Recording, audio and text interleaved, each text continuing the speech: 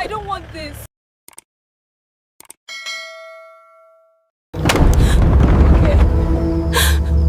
days! Leave before it is too late! Not again! Not the cursed bride price!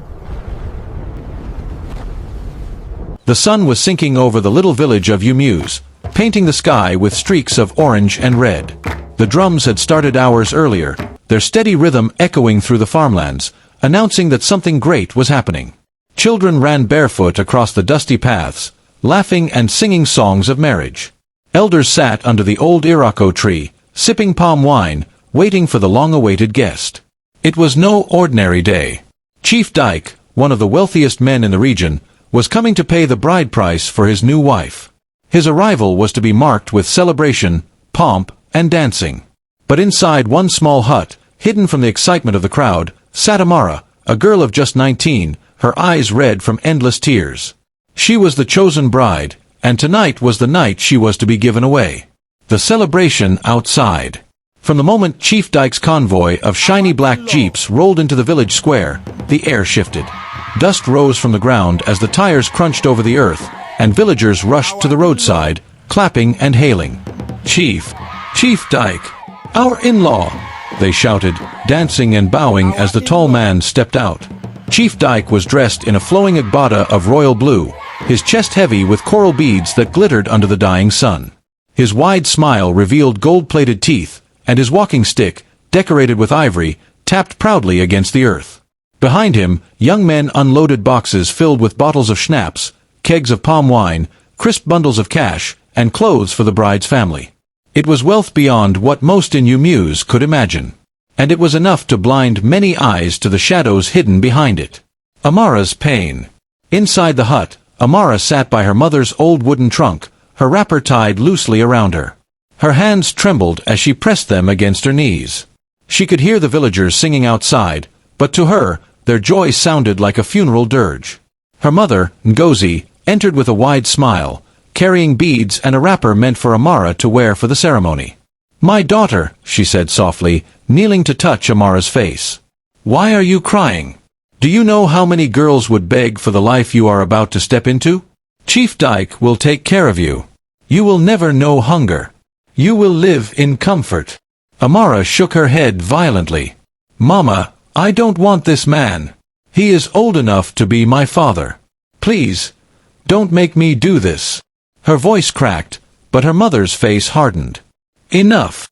Ngozi snapped, her smile vanishing. "We have already accepted his bride price. Do you want to bring shame to this family? Do you want to throw away this blessing?" Amara broke into fresh sobs, gripping her wrapper tightly. She knew her words meant nothing. To her family, wealth was worth more than her tears. The arrival of the bride price. As the gifts were laid before the elders, the drums grew louder. The village square glowed with lantern light as darkness fell. Women ululated, children danced, and men praised Chief Dyke as if he were a king. The bride price was paid in full, more than what was asked. Chief Dyke wanted Amara, and he would not be denied. But not everyone celebrated. At the far edge of the gathering, an old woman sat silently on a wooden stool, her eyes fixed on the gifts with a deep frown. Her name was Mama Ebra, Amara's grandmother. Her wrinkled hands clutched the edge of her wrapper as her lips moved in silent prayers. She had seen this before, too many times. When the first keg of palm wine was placed before the family, her chest tightened. When the bundles of money were unwrapped, her breath caught. And when the coral beads were laid out, she closed her eyes, whispering under her breath, "Not again. God of our ancestors, not again." The first omen. That night, after the celebration had died down and the villagers returned to their homes, Amara sat alone in her hut. The flickering lantern cast strange shadows on the mud walls. She wiped her tears, hugging her knees, when suddenly the flame of the lantern dipped low, almost going out. A cold wind brushed across her skin, though the windows were shut. Her heart began to race. Then she heard it. A faint dripping sound. Drop, drop, drop. She turned her head slowly, and her blood froze. Standing in the corner of the hut was a woman she had never seen before. Her wrapper was deep red, clinging to her wet body as if she had just risen from a river. Her hair hung loose, dripping with water, and her eyes, white and lifeless, stared straight at Amara. Amara's lips trembled as she tried to scream, but no sound came out. The ghostly woman stepped closer, her feet leaving wet prints on the floor. She leaned close and whispered, her voice hollow, echoing in the silence. 7 days. Leave before it's too late. The lantern went out. The hut plunged into darkness. Amara screamed. The family's denial. The next morning, Amara told her mother what she had seen. But instead of fear, Ngozi scolded her. Amara, stop this nonsense.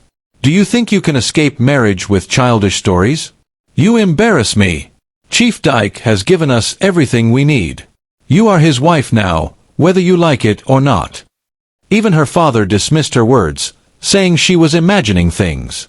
But Mama Ebera, her grandmother, remained silent, her face pale with dread. Later that night, when no one was watching, she pulled Amara aside. My child, she whispered, her voice trembling. What you saw, was it a woman in red? Amara's eyes widened. Yes, Mama. Her body was dripping wet. She told me I have 7 days. Mama Ebera closed her eyes, tears rolling down her wrinkled cheeks. It has begun again, she muttered. The curse has returned. Mama Ebera's secret. Long ago, when Chief Dyke was a young man with nothing but ambition, he was married to his first wife, Ifeoma. She was beautiful, kind, and loyal. But Dyke was greedy. He wanted wealth and power, and the elders whispered that he visited a forbidden shrine deep in the forest. One night, Ifeoma was taken from her home and never seen alive again. The next day, Dyke's fortune changed. He suddenly had land, money, and influence. But every wife he took after Ifeoma met the same fate. Each one died mysteriously, some drowned, some fell ill, others vanished. And always, before their deaths, they were seen crying of visions, whispering of shadows, begging to be set free. The villagers spoke in hushed tones of the cursed bride price. They said Ifeoma's blood had sealed it, binding the wealth of Dyke to the death of any woman he married. Mama Ebera was the only one still alive who remembered those stories. And now, watching her granddaughter being dragged into the same trap, her heart broke. Amara's defiance. On the 3rd day, Amara's fear turned into strength. She knelt before her mother and father, begging once more. Please, let me go. I don't want his money. I don't want his gifts. I saw her again last night. She said I must leave, or I will die. Please, Mama, please. But her father slapped the ground with his staff. Enough, Amara. This marriage will go on. Do you want to bring disgrace to this family? Chief Dyke is our savior. You are his wife, and that is final. Amara stood, her chest rising and falling with anger. Then I will save myself, she whispered, before running out of the hut into the night. But as she reached the edge of the village, a sudden storm broke out. Lightning split the sky, thunder shook the earth, and a strange voice echoed in her ears. There is no escape, child. The curse has claimed you. She collapsed to her knees, screaming into the storm. The storm that had broken out over Umuaka the night of Amara's forced betrothal did not calm with dawn. Instead, it carried an uneasy weight, as though the very air held its breath. People whispered in low tones, avoiding Chief Dyke's compound, and yet, curiosity pulled them close. For in Umuaka, nothing spread faster than fear dressed in rumor. Amara sat on the mat in her mother's hut, clutching her knees to her chest. Her eyes were hollow from lack of sleep, and her lips trembled with unspoken words. The ghostly woman's warning still rang in her ears. 7 days. Leave before it's too late. But how could she leave? Where could she run? Her father's word was law, and her family, dazzled by Dyke's wealth, would sooner tie her down than watch their chance slip away. The grand feast. On the 3rd day after the bride price was accepted, Dyke organized a feast. Goats were slaughtered, palm wine flowed like water, and dancers filled the compound. The air was thick with laughter, but beneath the merriment, some villagers noticed strange things. A goat that had been tied for slaughter broke free and ran into the shrine by the marketplace, wailing like a child before collapsing. A pot of palm wine turned red, as though mixed with blood, sending the servers into panic. But Dyke, his voice booming, declared, "These are signs of abundance. The gods themselves celebrate with us." The people cheered, though unease lingered in their eyes. Amara, dressed in red wrapper and coral beads, was paraded through the crowd. Her smile was forced, her heart pounding. Each drumbeat sounded like a countdown. Her grandmother, Mama Nena, stood in the shadows, her face carved with worry. She had lived long enough to recognize the stench of curses when they blew through the wind. The stranger's visit. That night, Amara could not sleep. The air was heavy, the hut too silent. She rose to fetch water, but as she stepped outside, she saw a figure at the edge of the compound. It was an old man, bent with age, his hair white as cotton. His eyes, however, burned bright like fire. "Child," he whispered, his voice carrying weight like a drumbeat, "do you know the story of the cursed bride price?" Amara shook her head, her throat dry. He sighed deeply. Long ago, Chief Dyke's ancestors wronged the river goddess. They sacrificed a maiden, but greed made them cheat the ritual. They offered stolen wealth instead of pure gifts. Since then, every bride bought with Dyke's wealth is doomed. Death walks into her home within 7 days. Amara gasped. 7 days. The spirit warned me too. The old man placed a hand on her shoulder. You must choose. Flee before the 7th night or face the curse. But beware, Chief Dyke will not let you go easily. His wealth is chains, and his pride is stronger than iron. Before Amara could speak again, the old man vanished like smoke in the wind. The 6th night. By the 6th day, strange things had multiplied. Women miscarried suddenly in Dyke's compound. 2 servants were found dead in the barn, their faces twisted in terror, as though they had seen something unspeakable. A strange sickness spread, making men cough up blood. The villagers whispered, but Dyke silenced them with gifts of food and money. "Do not listen to idle tales," he thundered. "The gods bless us." But Amara knew better. That night, she begged her parents. "Mama, Papa, please, let me go. This marriage will kill me." Her father scowled. "You speak like a child. Do you not see how rich we are now? This is your duty, Amara. Women are born to sacrifice." Her mother looked away, shame written across her face. Only Mama Nena dared to speak. She held Amara's hand and whispered, "My child, prepare. When the cock crows tomorrow, we must act." The escape attempt. On the 7th night, the village gathered for the final wedding ceremony. The masquerades danced, the flutes sang, and the air trembled with anticipation. Amara was dressed in full regalia, a bride glowing like the moon. Yet inside, she trembled, praying for freedom. Mama Nena had planned their escape. At the height of the celebration, while Dyke basked in praise, Amara would slip away with the help of a trusted cousin.